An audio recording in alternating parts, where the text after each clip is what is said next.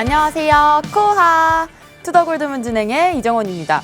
미국과 중국의 정치적 긴장 고조와 또 연준 당국자들의 매파적 발언에 간밤 뉴욕 증시가 하락했지만 비트코인은 강보합 흐름 속에 23,000달러 선을 유지하고 있습니다. 에번스 연방준비은행 총재는 안정적인 물가 지표가 최소 2번은 나와야지 안심할 수 있을 것이라고 말했는데요. 또 이런 상황에서 어떤 자세로 투자에 임하면 좋을지 오늘 전문가님들 모시고 얘기 나눠보도록 하겠습니다. 먼저 비트초아님 모셔볼게요. 안녕하세요. 안녕하세요. 초아, 안녕하세요. 코인 뉴스 읽어주는 비트초아입니다. 지금 이제 코인이 우리 알트 순환 펌핑장에서 전체적인 방금 말씀 주셨던 여러 이슈들 그리고 아침에 있었던 솔라나의 지갑 해킹 이슈 있으면서 전체적인 조정장 이끌어가고 있죠. 그래서 지금 밖에 날씨도 우중충하고 전체적인 코인도 지금 조정을 받으면서 약간 많이 다운되신 분들 많이 계실 것 같습니다. 근데 항상 내려가기만 하는 장 없고 올라가기만 하는 장 없습니다. 전체적으로 어쨌든 이제 그 좋은 코인이 아니라 타이밍 잡는 법 연습하시면 좋겠고요. 우리 투더골드문 끝까지 시청하셔가지고 그 타이밍 잡는 법들 같이 공부하셨으면 좋겠습니다. 네, 지금 잠시 조정장이 오고 있지만 저희 투더골드문과 함께 하시면서 또 잡아가실 수 있는 타이밍 찾았으면 좋겠습니다. 계속해서 우리들의 코인을 지켜주시는 코인가드님 모셔볼게요. 안녕하세요. 네, 안녕하세요.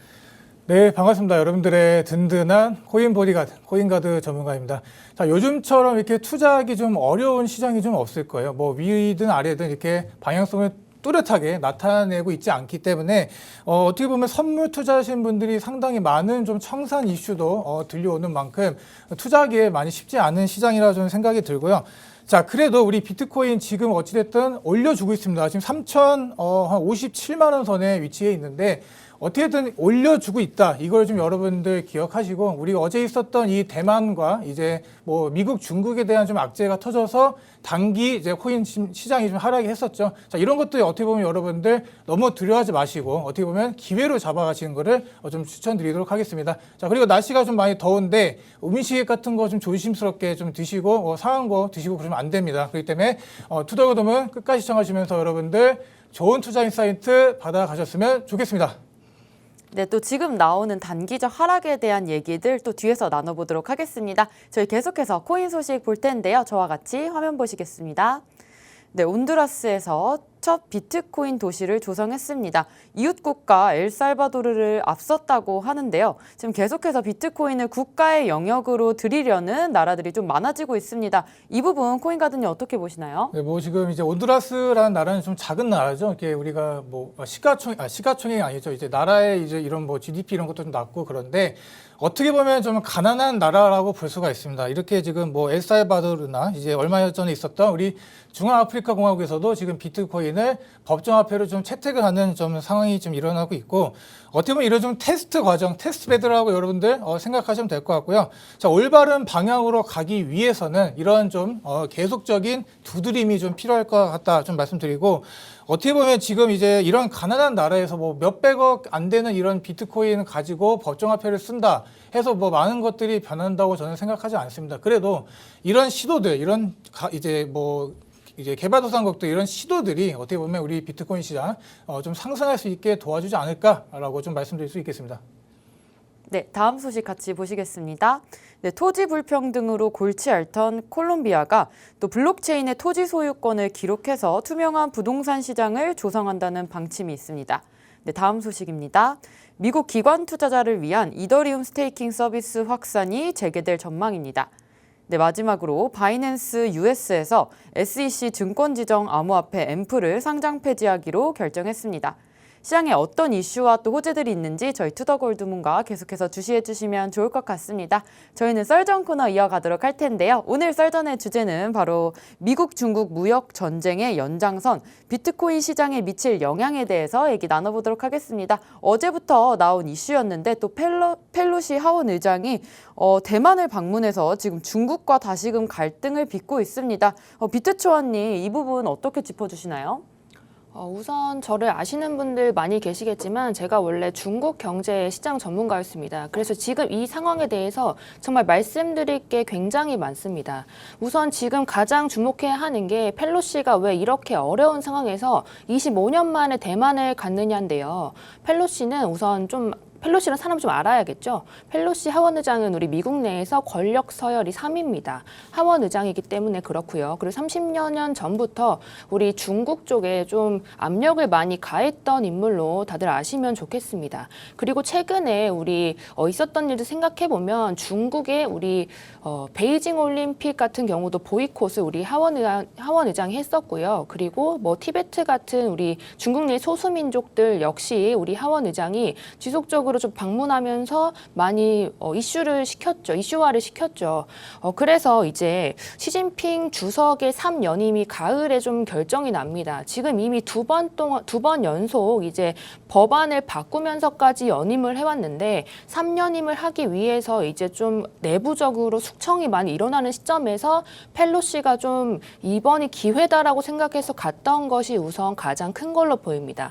그리고 전투기가 대만 상공을 순항 중이다 이런 이야기 많이 보시면서 코인 시장과 여러 나스닥 시장에 많은 좀 조정이 있었죠. 근데 사실 아셔야 하는 게 우선은 미국 역시도 11월에 중간 선거가 있고 중국은 우리 이제 또 3년임이 있기 때문에 전체적으로 이제 쉽지 않을 것이다. 전쟁이 일어날 일 없다라고 다시 한번 말씀을 드립니다. 그리고 경제적 측면과 정치적 측면으로 좀 체크를 좀 해봐야 하는데요.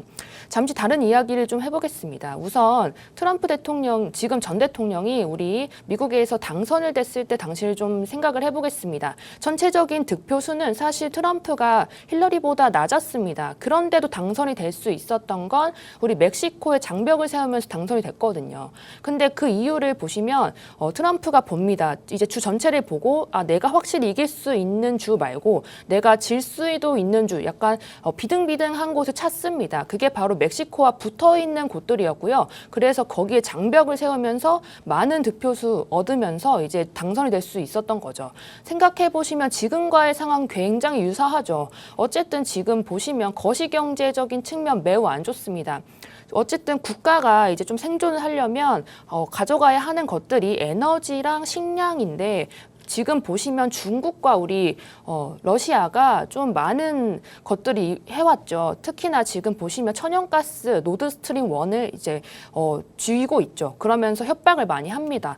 이거를 40%만 줄 거야, 막을 거야, 열 거야 하면서 많은 이제 이야기들 하고 있죠. 그래서 전체적으로 유럽 국가들은 지금 러시아한테 크게 이야기를 못 합니다. 내부에서 좀 분열도 일어나고 있고요.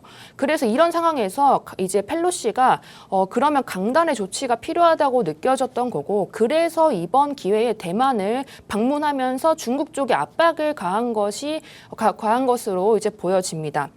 그리고 이제 경제적인 측면으로 보시면 미국이 GDP 40%만 쫓아오면 그 국가들을 좀 많이 공격을 해왔죠. 특히나 우리 일본 생각해 보시면 1980년대쯤에 우리 그때쯤 보시면 되게 잘 살았었습니다. 근데 일본도 우리 보시면 이제 40%를 쫓아갔다고 미국이 이제 플라자 합의를 통해서 엔화를 좀 가치를 올렸죠. 그리고 달러화의 가치를 내렸습니다. 그래서 일본 입장에서는 이제 무역으로 먹고 사는 나라였는데 전체적으로 수출에 대한 경쟁력이 떨어지고 게다가 더불어서 이제 전체적인 이제 국고에 있는 달러의 이제 가치도 떨어졌죠. 그래서 잃어버린 30년을 맞이했습니다. 근데 중국 어떻습니까? 중국이 2018년에 이미 80%의 GDP를 쫓아왔죠. 근데 이미 그때 상황이 너무 안 좋았기 때문에 제재를 가할 수가 없었습니다. 그래서 지금 입장에서 생각해 보면 중국이 사실 그때 좀 많이 내가 뭐가 부족해서 이런 전체적인 거를 아니면 이제 달러를 왜 꼭 원유를 살 때 이런 달러를 써야 하냐, 왜 달러가 기축 통화 역할을 해야 하냐라는 그런 의문을 좀 가졌습니다. 그래서 이미 여러 번 시도를 했었는데 우리 상하이에서 위안화로 원유를 결제할 수 있도록 했었는데 그때 당시에는 경제가 좋았고 트럼프가 강력한 저지를 했죠. 그리고 말라카 해협 있죠. 말라카 해협이 싱가포르 아래에 있는 해협인데 그쪽도 원유 수출로로 많이 이용이 됩니다. 그쪽에 대한 것도 이제 분쟁이 있었죠. 그리고 나서 이제 선택했던 것이 1대1로인데 다 막히고 나니까 해상은 안 되겠다. 라는 생각을 가지고 우리 동부 쪽에 치우쳐서 발전해 있거든요. 그래서 중간을 찍고 서부도 찍어서 우리 아예 원유나 이런 것들을 좀 땅을 이용해서 수출과 수입을 해보자라는 생각을 가지고 있었습니다. 그런데 지금 하필 중국의 딱 중간이 우한입니다. 그래서 코로나로 인해서 중국이 좀 이제 꿈을 이루지 못한 거죠. 여러 가지 뭐 중국몽이다 이런 이야기 많았는데 그 꿈들이 좀 처참히 좀 무너졌고요. 그런 측면에서 중국 입장에서도 시진핑의 3연임이 사실 이루어질 수 없을 수도 있다라는 내부의 말이 돌기 시작했습니다. 왜냐하면 그 안에 뭐 이런 부동산적인 것도 문제가 되기 때문입니다. 어쨌든 이런 복잡한 이런 문제들, 이해관계들 얽히고 설켜 있다는 것 아시면 되고요. 그리고 자유와 공산주의 진영의 싸움은 사실 오래전부터 지속되어 왔던 문제입니다. 그래서 이번만의 문제가 아니고요. 계속 그전에 있었던 미중 무역 전쟁의 연장선이고 그전에 있었던 자유와 공산 진영의 싸움입니다. 서로의 이런 신뢰도와 그리고 자신의 입지를 견고하게 하기 위해서 보여지는 쇼잉이 이제 크다는 모습 다시 말씀드리고 싶고요. 하나하나 그렇게 크게 대응하시고 겁먹으실 필요 없다는 점 다시 한번 말씀드리고 싶습니다. 네, 지금 계속해서 미국과 또 중국의 무역 전쟁이 일어나는 상황에서 지금 미국의 또 중간 선거와 또 중국의 시진핑 3년임까지 겹친 상황인 것 같습니다. 계속해서 비트코인 시장에 조금 영향이 올 것 같지만 큰 영향은 없어 보이는데요. 따라서 지금 미국과 중국이 이렇게 싸우는 상황에서 또 대만의 상황은 어떨까요, 코인가드님? 지금 비트초아님께서 상당히 좀 경제적인 관점으로 잘 짚어주신 것 같은데 저는 이런 관점에 대해서 좀 다른 좀 지정학적 리스크에 대해서 여러분들께 좀 말씀드리도록 할게요. 자, 지금 미국과 대만이 지금 접촉하는 뭐 이런 지금 느낌이 들자 우리 중국이 좀 아주 예민하게 반응을 하고 있습니다. 뭐 전투기를 띄워서 뭐 하겠다, 이렇게 뭐 군함을 띄워서 너희들 뭐 비행기를 격추시키겠다 이런 말도 하고 지금 엄청나게 지금 이런 긴장감을 좀 올라가고 있는데, 자, 어떻게 보면 지금 이제 아시아 순방 중인 이제 펠로시가 이제 대만에 딱 도착을 한 그 시점에 어떻게 보면 코인 시장이 크게 흔들리진 않았습니다. 그렇기 때문에 우리 시장 흔들기가 없었다는 거는 어떻게 보면 잘 도착했다, 그래서 잘 마무리가 됐다, 이렇게 보시면 될 것 같고, 지금 이 중국과 이제 지금 대만이 예민하기 때문에 없던 훈련까지 막 군사 훈련까지 막 만들어내면서 서로 이렇게 좀 막 갉아먹고 좀 그런 상황입니다. 특히 이제 남중국해를 지점으로 이제 군사 도발에 가까운 움직임을 보여주고 있다라고 말씀드리고, 자, 우리 어떻게 보면 이제 최악의 상황이죠. 중국이 만약에 이 이제 펠로시가 타는 이 비행기를 격출시켰다. 그럼 어떻게 될까요? 뭐 세계 3차 대전으로 가는 뭐 이런 큰 국제적인 이제 국제 정서에 영향이 좀 상황이 오실 수가 있었을 텐데 다행히 일어나지 않았고, 그래도 이런 류의 군사 도발 자체를 우리 전문가들은 예상을 했습니다. 저도 뭐 이제 군대를 갔다 왔고 그렇기 때문에 어떻게 이 군이 돌아가는지를 대충은 알아요. 그런데 이런 도발 가지고 우리가 그렇게 신경 쓸 필요는 없다고 좀 봅니다. 그래서 이런 식으로 이제 뭐 세계 3차 대전 이렇게 일어나지는 않을 거예요. 않을 거지만 우리가 이제 체면과 명분을 중시하는 중국이죠. 우리 옛날에 사드 배치할 때 어땠습니까? 한국인들 뭐 다 뭐 이렇게 막 완전 이제 뭐 보복을 하고 뭐 우리 한국 경제를 좀 많이 좀 안 좋게 만들었던 중국이죠. 그렇기 때문에 지금 이제 뭐 중국 특성상 어떻게 보면 경제 보복을 무조건 할 거라고 저는 생각이 들고, 지금 이제 우크라이나 러시아 전쟁으로 인해 좀 뭐 인플레, 뭐 에너지 가격 급등으로 좀 인플레가 어느 정도 조금은 잡혀가는 모습을 보여주려고 하는데, 지금 이 상태에서 지금 중국이 미국에 이제 보복한답시고 경제 이제 보복을 하게 되면 어떻게 될까요? 지금 상황이 지금 강제로 이렇게 막 액션을 취하려는 모습이 보이는데, 자, 이런 액션을 취하게 되면 어떻게 하면 이제 우리들의 자산이나 이제 그런 것들의 가격 하락이 오겠죠. 그런 것들을 좀 보면은 이 미중에 이제 대만을 놓고 어떻게 보면 우리 코인 시장 다 이제 잘된 밥에 그냥 재를 뿌려버리는 그런 상황이 올 것 같다는 좀 느낌이 듭니다. 그래도 이런 군사적 긴장감이 막 와요. 그래도 우리 펠로시가 왜 대만을 이제 방문했겠습니까? 우리 미국에 어떻게 보면 강력한 메시지를 좀 준다라는 좀 확실한 경고라고 좀 보여주고, 자, 어떻게 보면 지금 미국이 그동안 중국이 주장하던 이제 하나의 중국, 대만은 우리 땅이다 이런 것들을 뭐 원칙을 살짝 존중은 해왔습니다. 그런데 자 그동안 중국이 이제 계속 이제 급부상해 왔죠. 그렇게 오면서 이제 어떻게 보면 이제 미국 자체에서도 중국을 견제할 수 있는 그 지역이 어딘가라고 보면은 단연코 대만이라고 좀 말씀드릴 수 있습니다. 그렇기 때문에 그래서 방문한 거예요. 그래서 이런 메시지를 강력하게 좀 보여주려고 방문한 거고, 어떻게 보면 이제 이 반도체가 또 있죠. 우리 TSMC 이제 큰 반도체, 거의 세계에서 비메모리 반도체로 가장 이제 큰 회사 있는 이제 대만이기 때문에 이런 반도체 전쟁을 좀 보더라도 미국 자체도 지금 이 대만을 포기할 수가 없는 상황이라고 좀 보여집니다.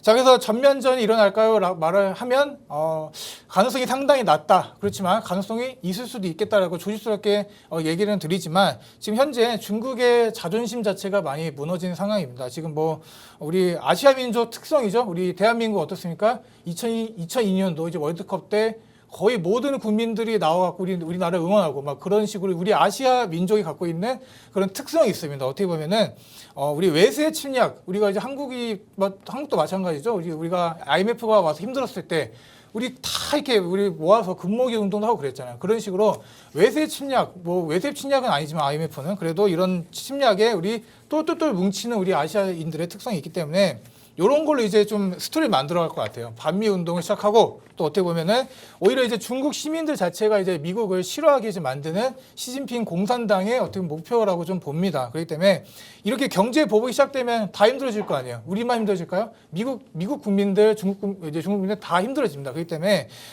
이렇게 지금 파월이 이렇게 얘기하는 게 보면은 이제 경기 침체는 뭐 일시적이다 이렇게 얘기를 하고 있는데 어떻게 보면 이제 이런 상황을 인해서 또 경기 침체가 오게 되면 이제 파월의 입이 쓱 바뀌겠죠. 아, 중국 때문에 이런 일이 일어났다. 이런 식으로 책임 전가를 할 가능성이 높다라고 좀 보여지고 여기서 이렇게 책임 전가를 하게 되면 이제 양측 진영, 이 진영들이 거의 뭐 멸망전에 이제 가겠죠. 서로 비난하고 막 안 좋아지고 그렇게 되면 우리들의 시장 무너질 수밖에 없습니다. 그렇기 때문에 지금부터는 진짜 보수적으로 좀 투자하셔야 되고 더더 조심하게 가야 된다고 말씀드리고 자, 우리 아까 초아님께서 말씀하신 것처럼 우리 11월에 미국 중간 선거가 있습니다. 그렇기 때문에 각 나라의 지지율을 높이고 단일화하기 좋은 방식이 뭐냐 이런 식으로 전쟁 가능성 고조입니다. 예, 북한이 이런 식으로 지금 그들의 체제를 유지하는 것처럼 이제 뭐 시진핑 사면인 앞두고 이제 경제 순환 둔화, 이제 성장 둔화, 뭐 부동산 시장이 흔들리고 있고 뭐 금융위 시위도 나오고 있고 지금 바이든 어떻습니까? 지금 지지율이 땅을 치고 있습니다. 땅을 치고 있기 때문에 뭐 지금 트럼프니 뭐니 지금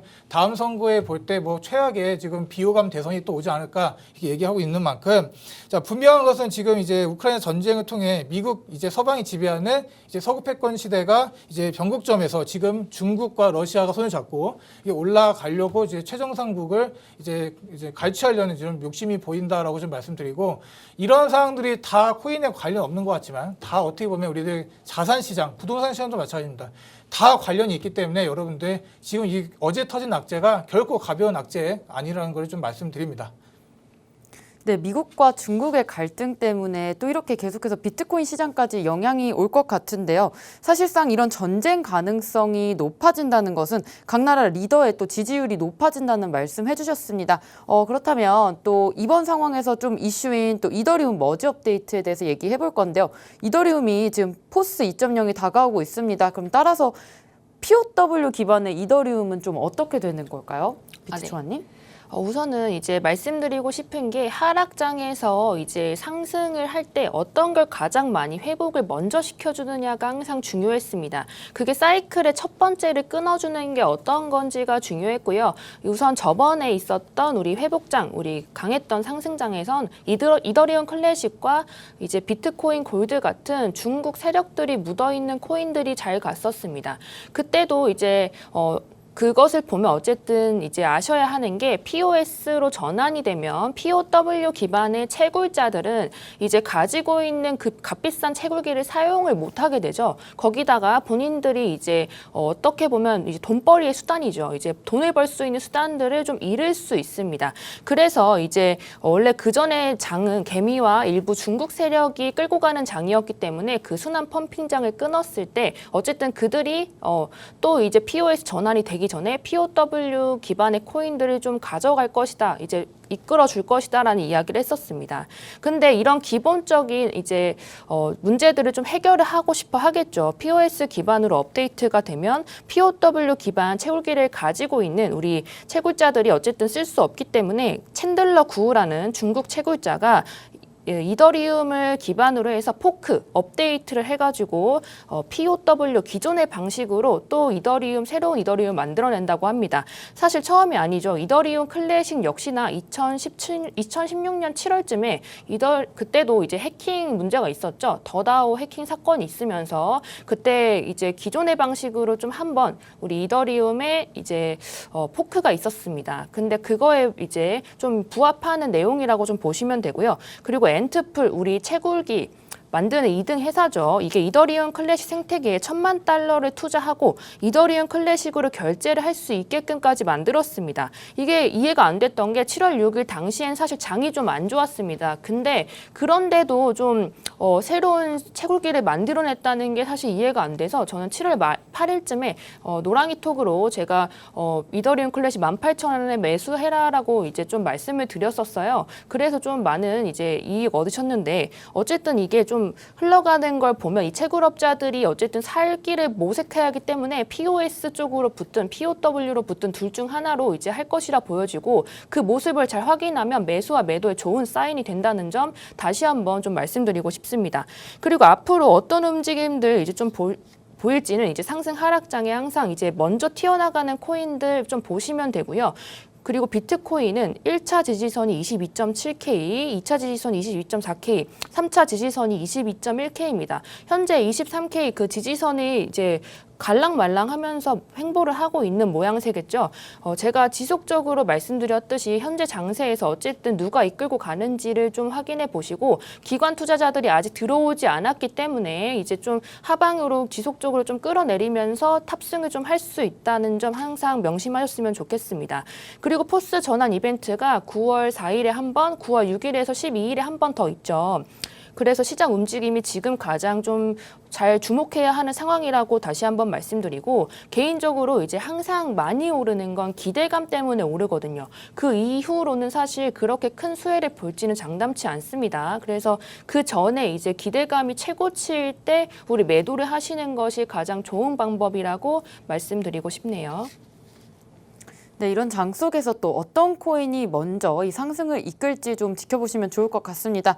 계속해서 글로벌 악재가 좀 있는 것 같은데 우리 코인 시장의 방향성 좀 어떻게 될까요, 코인가드님? 네, 지금 이제 빅투초아님께서 말씀해 주셨다시피 지금 이더리움이 이제 9월 19일을 지금 이제 기점으로 역사적인 소프트웨어 업데이트를 준비하고 있죠. 그에 대해서 지금 이더리움 클래식이 많이 올랐어요. 많이 올랐는데 어떻게 보면 제가 지금 말하고 싶은 걸 정확히 짚어주시는 것 같아요. 우리 기대감입니다. 기대감. 우리 주식도 마찬가지고요. 모든 우리 부동산도 마찬가지고 이 기대감 자체 이 세 글자가 어떻게 보면 이제 가격 상승을 불러오는 경우가 상당히 많은데 지금 뭐 작업증명에서 지급증명으로 이제 바뀌면서 어떻게 보면 이제 채굴 방식도 바뀌죠. 뭐 초당 이제 처리 속도 개선과 고질적인 뭐 가스비의 이런 좀 비쌌죠. 그런 것들이 계산이 되고 이제 친환경적인 채굴 생태계가 이제 나올 수 있다 이렇게 얘기를 하는데 지금 이런 업데이트가 예정이 되어 있는 거지 여러분들 확실히 된 건 아닙니다. 그렇기 때문에 어떻게 보면 만약에 또 연장되면 어떻게 될 건데 우리들 손시장 또 급락하고 안 좋은 모습을 좀 볼 수 있다. 그래서 좀 기대감으로 올라온 것들은 여러분들 매도를 하시는 게 제가 보기엔 제일 좋은 방법인 것 같고요.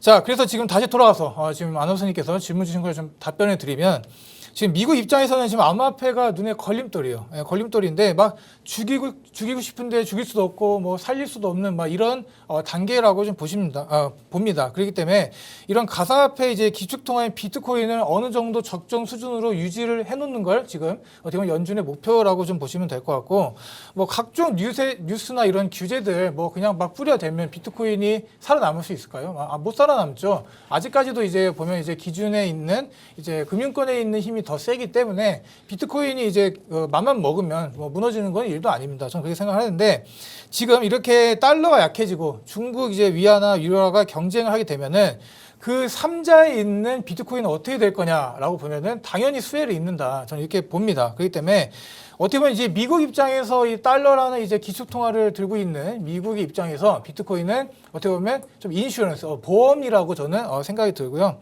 이제 중국이 커질수록 미국의 파워가 이렇게 좀 약해질수록 어떻게 보면 그 시기가 이 비트코인의 영향력이 크게 나오는 그런 시기가 아닐까 싶습니다. 그렇지만 지금 현재 제가 아까도 말씀드린 것처럼 단기간에 지금 악재는 좀 조심하셔야 될 것 같고, 지금 어떻게 보면 이제 비트코인 채굴자들의 이제 수익 활동을 기반으로 한 어떻게 보면 이제 해시리본이 이제 카피출레이션 이제 시그널이죠. 이게 어떻게 보면 이제 8월에서 9월 내에 좀 끝날 거라고 좀 보여집니다. 그렇기 때문에 이런 식으로 이제 시장 회복세가 좀 진행이 되곤 있지만 또 악재가 터졌죠. 그러고 있는 상황에 어떻게 보면은 최근 난이도는 1년 사이에 최대 낙폭을 기록했기 때문에 어떻게 보면 지금 우리가 진짜 애매한 시장에 있다라고 여러분들 보시면 될 것 같습니다.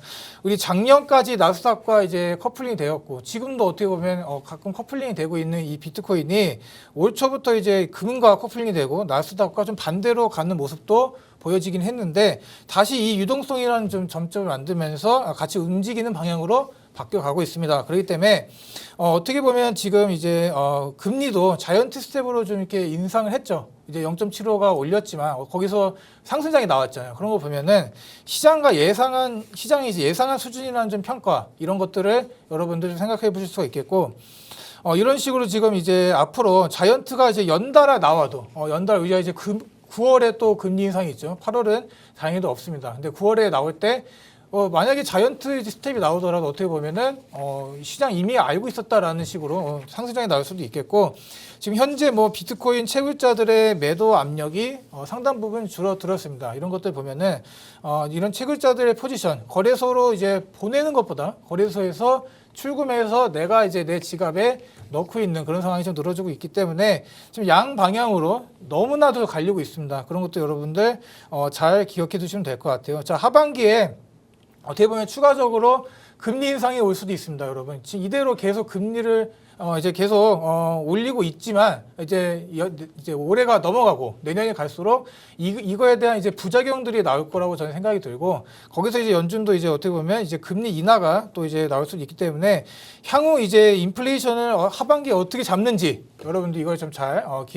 기억해 주시길 바라고, 4천만 원을 뚫고 올라가면은 어떻게 보면은 지금 현재 3,600만 원 정도 되는데 4천만 원 위로 좀 올라와주는 모습만 보여도 이 신나게 또 들어옵니다. 우리 개미들도 들어올 거고 이제 기관들도 아직 매수세가 그렇게 많이 들어온 건 아니지만 점차 들어온 모습을 좀 보여줄 거라고 저는 생각이 듭니다.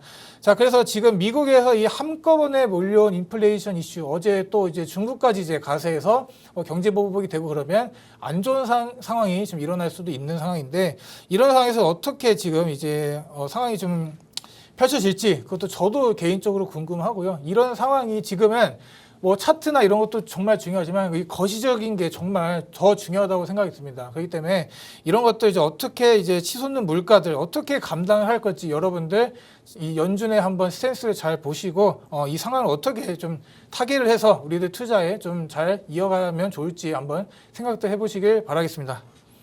네, 미중 갈등으로 또 미국의 힘이 약해지면서 만약에 달러도 약해지면 또 중국의 위안화와 또 유로화가 경쟁을 하게 될 수도 있을 것 같습니다. 이런 상황에서 또 비트코인 상승할 수 있는 여력이 있을 것 같은데요.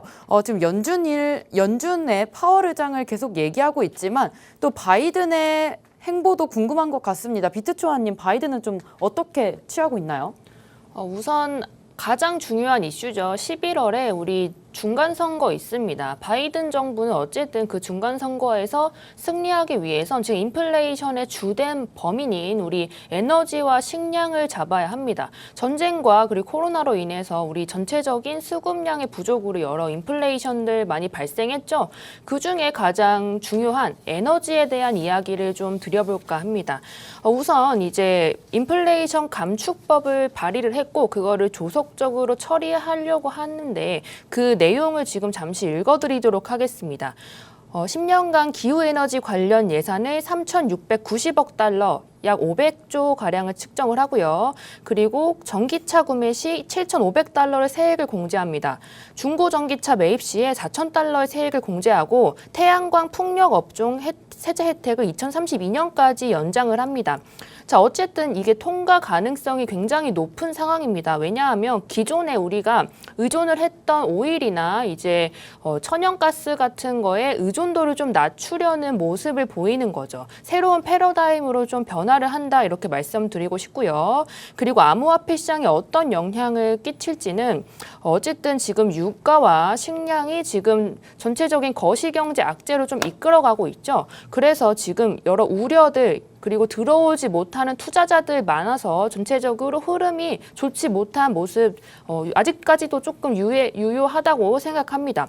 자, 그래서 이런 것들을 좀 해결하기 위해 발의한 법안이고 이름 자체도 인플레이션 감축법이라고 내 것만큼 좀 효과적일 것이라고 예상을 합니다. 그리고 어쨌든 식량에 대한 해결책들도 하나하나씩 나오고 있죠. 그래서 앞으로도 긍정적으로 보여지는 뉴스들 굉장히 많을 것이라고 생각이 되는데요. 우크라이나 같은 경우도 지금 곡물을 5개월 만에 지금 수출을 하기 시작했죠. 그래서 식량 수출국 1위와 2위와 5위의 싸움이었는데 전체적으로 뭐 빵플레이션이다, 무슨 인플레이션이다라는 이야기 많았습니다. 그래서 이런 인플레이션율을 잡으려는 여러 가지 모습 보이고 있기 때문에 조금 원활해지지 않을까 싶고요. 11월 중간 선거 있기 전까지 지속적으로 이런 행보들 보여질 것 같고 지금의 조정장 이제 여러 가지 이슈들 그리고 이제 유효하게 되면 전체적으로 시장에 긍정적으로 또 많이 작용될 뉴스를 또 터뜨릴 예정이니까 너무 힘들어하지 마시고 이제 같이 버텨내셨으면 좋겠습니다. 네, 오늘 전문가님들과 또 미중 무역 전쟁의 연장선 비트코인 시장에 미칠 영향에 대해서 얘기 나눠봤습니다. 저희는 그렇다면 계속해서 코인스쿨로 돌아오도록 하겠습니다.